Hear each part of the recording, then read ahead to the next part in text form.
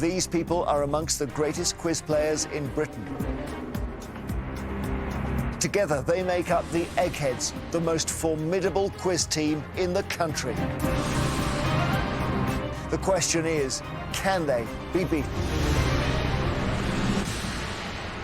Welcome to Eggheads, the show where a team of quiz challengers attempt to beat the greatest quiz team in Britain. They are the Eggheads, and today's fearsome foursome are Chris, Olaf, Kevin, and Lisa.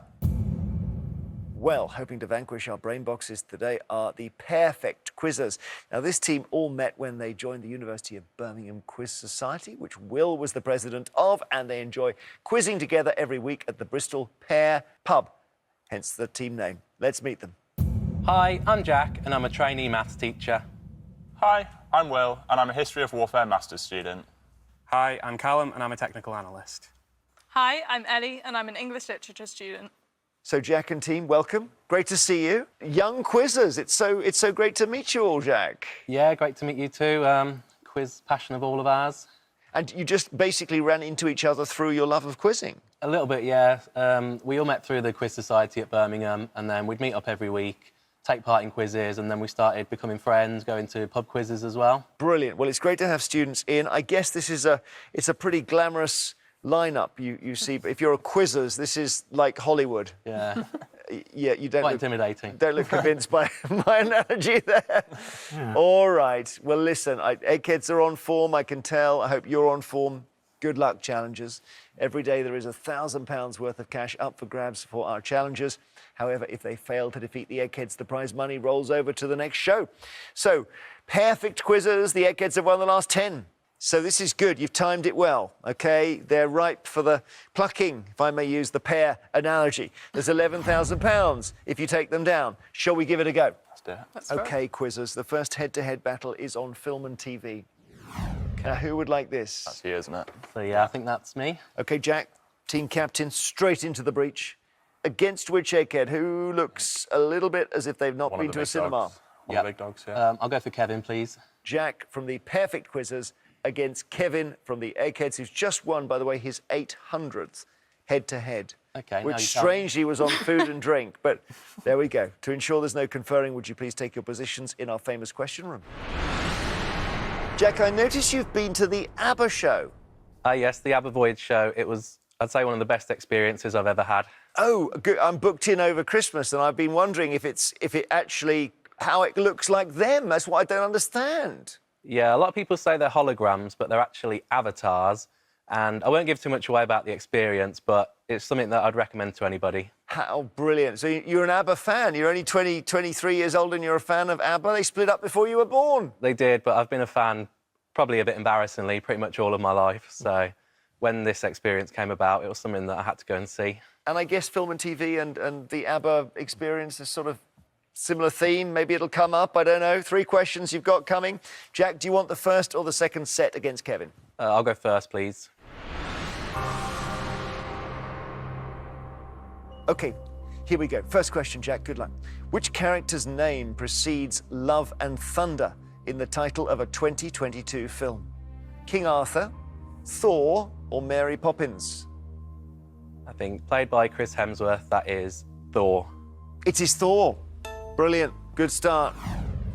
Kevin, your question. Which wildlife TV presenter was one half of the 1980s and 1990s music show The Hitman and Her? Is it Kate Humble, Michaela Strachan, or David Attenborough? I like the idea of David Attenborough doing that, but I believe this was Michaela Strachan. You're right, Kevin, Michaela Strachan, not David Attenborough. No. Jack, in filmmaking, which member of the production looks after the wheeled cart, often on a track, that is used to move the camera horizontally? Is this the dolly grip, gaffer, or Foley artist? Not too sure on this one, but I think I'll say gaffer. Let's have a think here. What's a gaffer, Lisa? I think specifically it's a chief electrician. What's a Foley artist, anybody? Sound effects. Sound effects. So dolly grip is the answer, gaffer is wrong. Kevin has a chance to go ahead with the second question. The films featuring the characters Wallace and Gromit are an example of which style of animation, Kevin? Is it rotoscoping, animatronics, or stop motion? It's not rotoscoping. Animatronics is, but that involves real things mechanically driven as well. Yeah, stop motion. I would say, oh, hang on, stop motion. Yeah, it's stop motion. Yeah. Yeah, stop motion's right. Right, okay, now, Jack, this is potentially serious. You've got to get this right, otherwise the challengers lose their skipper. The drama series Queer as Folk, first shown in 1999, was created by which screenwriter? Russell T. Davies, Jimmy McGovern, or Paul Abbott? I think Russell T. Davies was the guy who did the recent thing with Ollie Alexander in it. So I think I'll go for that, Russell T. Davies. Yeah, really good thought, because actually, having seen It's a Sin, which is what you're talking about, I then went back to Queer as Folk because I've not seen it. And they're both so good. Russell T. Davies is right. Well done, Jack. Kevin can take the round, though, with this. Which film, directed by Martin Scorsese, was based on the Hong Kong film Infernal Affairs? The Departed, Gangs of New York, or Silence? Yeah, Infernal Affairs was actually a trilogy, but Martin Scorsese managed to cram the thing into a 3-hour film. It's The Departed. If you've got it right, you've taken the round. Do you think he's right, Jack? I think he might be. Yeah, great movie. The Departed is the answer. Kevin, you're in the final. Sorry, Jack, knocked out, but you can still control the tactics and the strategy of your brilliant quizzing colleagues. Come back to us, we'll play on. So, as it stands, the challengers have lost a brain from the final round. The Eggheads are still all there, but then it was brave. They took on Kevin early on. Didn't work, but maybe the next tactic will. Next subject for you is history. Quizzers? That's me, isn't it? Yeah, that's That going to be is Will. Gotta be. Okay, Will, specialist in the history of warfare. Against who? Lisa, please. All right, very good. So Will from the Perfect Quizzers against Lisa from the Eggheads. I can't get used to their team name. Perfect. It's amusing me greatly. All right, to ensure there's no conferring, would you please take your positions in the question room? Okay, well, Will, good luck to you. First or second set of questions? I'll follow my captain and go first, please. So, on history, Will, your question. Which of these was the largest and most important battle of the American Civil War? Is it Little Bighorn, Yorktown, or Gettysburg? So Little Bighorn was much later, 1876, I think. Yorktown was much earlier, and it's Gettysburg. Okay, you know your stuff. That's right. Your question, Lisa. The Quaker prison reformer Elizabeth Fry is remembered for her work in which century? Is it the 15th, 17th, or 19th? I think you've got to go quite a way forward through history before women were allowed to even speak about such things. I think it must be the 19th. Yes, the 19th. Well done. One each, and back to you, Will. In which year did Prussia become an independent kingdom? 1501, 1701, or 1901? The main thing I know about Prussia is Frederick the Great, and he was 1740, 1786, so it's earlier than that. I'm going to say 1701. 1701 is right. Well done, Will. Very, very impressive here. Spraying dates around. Lisa, you got to throw some dates in. Oliver Cromwell was born in which town in 1599, later becoming its MP? Was Cromwell born in Huntingdon, Huddersfield, or Hungerford? I think the famous thing about Cromwell that I remember is that he was MP for Huntingdon before John Major was MP for Huntingdon. Yeah, I can't make a case for the other two. I say Huntingdon. Well, certainly John Major was MP for Huntingdon.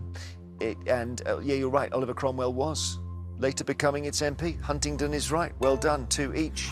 Back to you, Will. The apparently extinct herb, silphium, was hugely valued by the Romans as perfume, medicine, aphrodisiac, and foodstuff, and grew in which part of their empire? North Africa, Britain, or the Alps? Not 100% sure, to be honest. I know a lot of the sort of growing of crops and that sort of thing was in North Africa, and it was a big sort of loss when that was taken towards the end of the empire. So I'm not 100% sure, but I'll say North Africa. North Africa's right. Really good play. Brilliant. Want to see more? Lisa, you need to get this right to stay in here.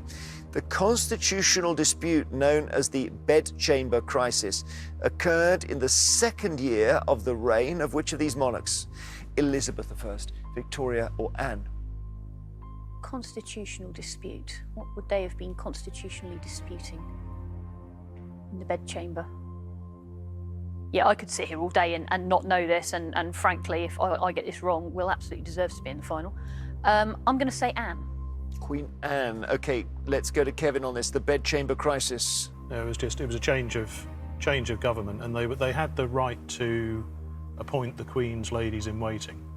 So they were, usually the ladies in waiting were from whatever, or connected with whatever political faction was in power. So when there was a change of government, they wanted to basically swap the ladies in waiting for their own lot.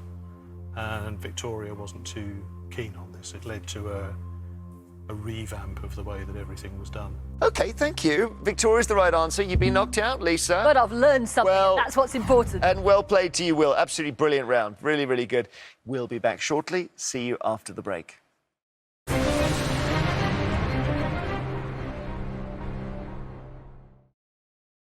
Welcome back. As it stands, the perfect quizzers have lost one brain from the final round. The Eggheads have lost one as well. We play on with science. So who's the scientist here? Callum or Ellie?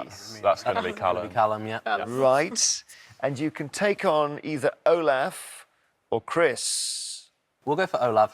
Very good. So Callum from the Perfect Quizzers takes on Olaf. Last round before the final. Let's see what happens. Please take your positions in the question room. So we're on science. I know that's kind of your subject, and you can choose whether you go first or second against our Olav. I think I'll have to take first again. Right, let us see if we can tilt the balance in favour of our challengers here. Your question: according to cosmology, approximately 2/3 of everything in the universe is considered to be something that is unidentified, hypothetical, and given which name? Is this black plasma, dark energy, or murky ether? That's dark energy. It is dark energy. Well done. I think murky ether is not. It's something. Great band name, though, It's a isn't it? great band name.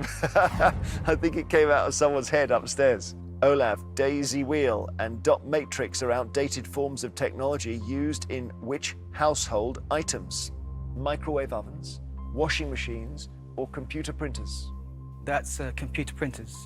Yeah, did you ever have one of those? I think I had like an inkjet once. Okay, over to you, Callum. Where is Kourou, the location of the rocket launch pads of the European Space Agency's spaceport? Is it Martinique, French Guiana, or New Caledonia? It would have to be something equatorial. French Guiana is pretty equatorial, so I'd guess that. Okay, why equatorial, out of interest? Closer to the atmosphere furthest. Yeah? Okay, well, you've got the right one. Anyway, Callum, well done. It's French Guiana. So, Olaf, here we go. Oxygen forms approximately what percentage of the Earth's atmosphere by volume? 21, 41, or 61%? It's 21%. Oh, how do you know that? Because it's over 70s nitrogen, basically. 21% is right. Well done. I'm worried here, Callum, because he's playing well, but just hold focus, okay? I know you've got the science knowledge. Which species of deer found in Britain is believed to have been introduced by the Normans nearly 1,000 years ago? Is this deer fallow, roe, or red? Yeah, I'm not really sure how I even make an educated guess here. So I'm just going to guess red. Fallow is the answer, so we've gone astray there, Callum. Sorry, it's not red, it's the fallow deer. Olaf has the chance to take the round on this third question. Olaf, the mineral cassiterite is the major ore of which metal? Is it copper, tin, or aluminium? I usually confuse with, I always think it's either tin or zinc. So my answer is tin. You're certain and you're right, and it's tin. Tin is the right answer. Well done, Olaf. It's really hard. They haven't got that many questions wrong today, really, so they're hard to play. Callum, sorry, knocked out by our egghead, but still in it for the £11,000 jackpot. Come back and we'll play for the prize.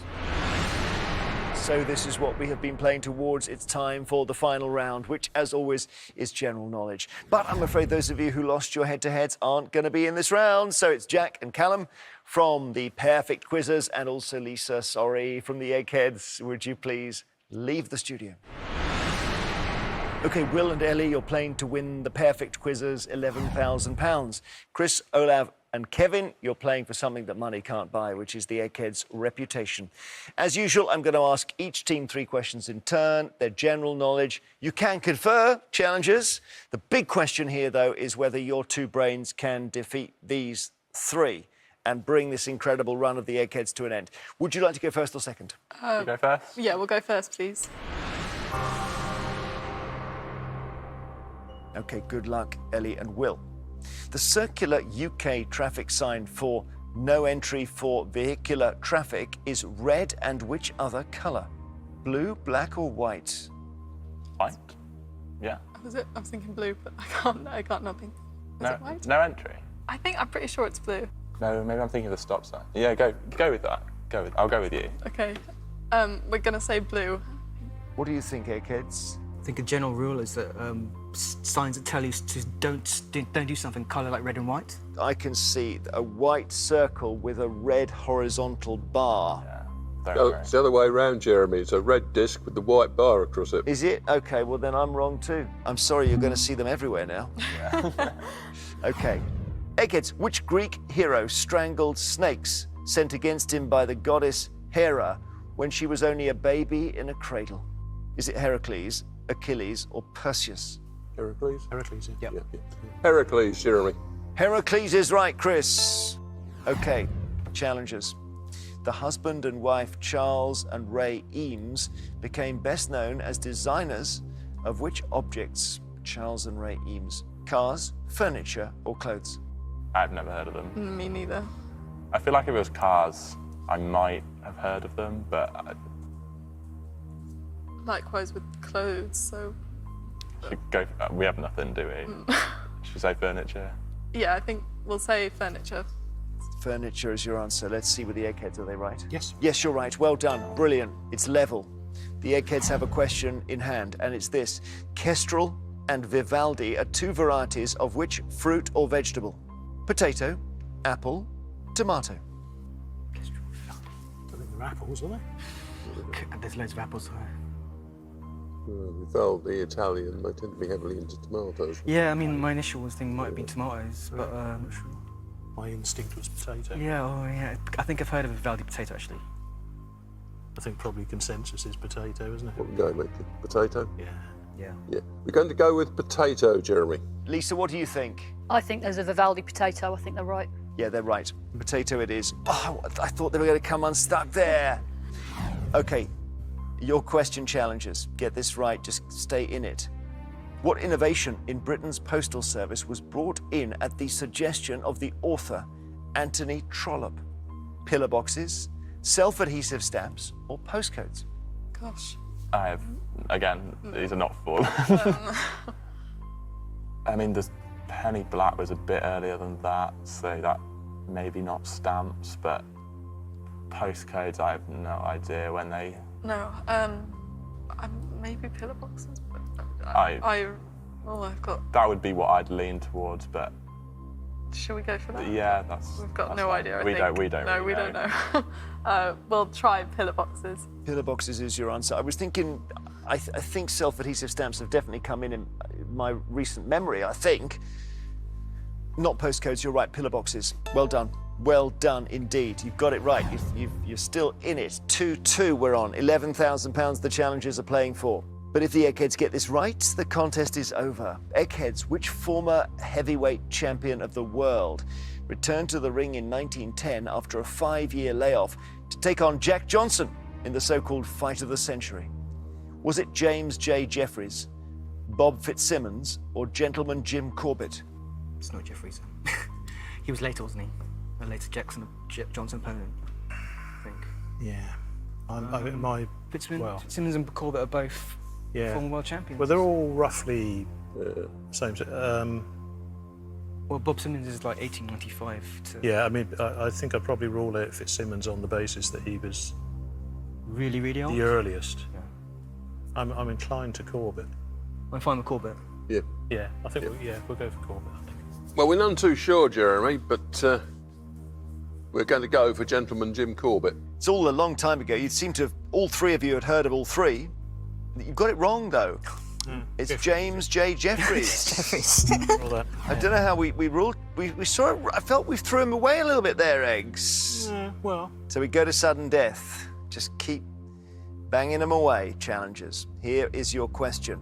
Gets a bit more tricky, I don't give you alternatives. Which monarch bought the house that is now Buckingham Palace and used it as a home for his wife and children? I think there's a Horrible History song, which is George IV going, Buckingham is one of mine. I was thinking of George IV from that same song. That's all I have. Should we go for George IV? Yeah, that works for me. Okay, we'll go George IV. George IV. Is that they right or not? George II, I'd have thought. You think George II? George III. Yeah, you're one George out. Oh. It was George III. Unlucky. George III. Let us see whether the Eggheads can take the contest. If they get it wrong, you're still in it, and we don't have to worry about the no entry sign. Okay, Eggs. At the University of Cambridge, the name Wrangler is applied to first-class graduates in which subject? Mathematics. Maths. Yeah. Yeah. Senior Wranglers. man in maths. Yeah. They're the senior students in mathematics, Jeremy. I wasn't sure, but they seem sure.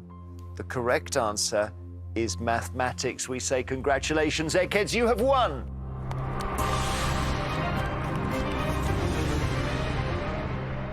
Some great quizzing from a great young team on this side. Thank you. Thank you very much. Commiserations, challengers. I feel pained for you here. You were so close, but they've done it again, the Eggheads. The winning streak continues, and it means that they don't go home with the £11,000, so we roll it over to our next show, and we wonder if you can be beaten at all, Eggheads. Join us next time to see if a new team of challengers have the brains to defeat the Eggheads. £12,000 says they don't. Till then, goodbye. Might be October, but it's never too early to get in the festive spirit here on Channel 5. Cozy up with Mrs. Miracle tomorrow at 5 to 1. And tonight, from the lovesick nun who ran off with her lover to a windy jester, Tony Robinson's History of Britain is new next.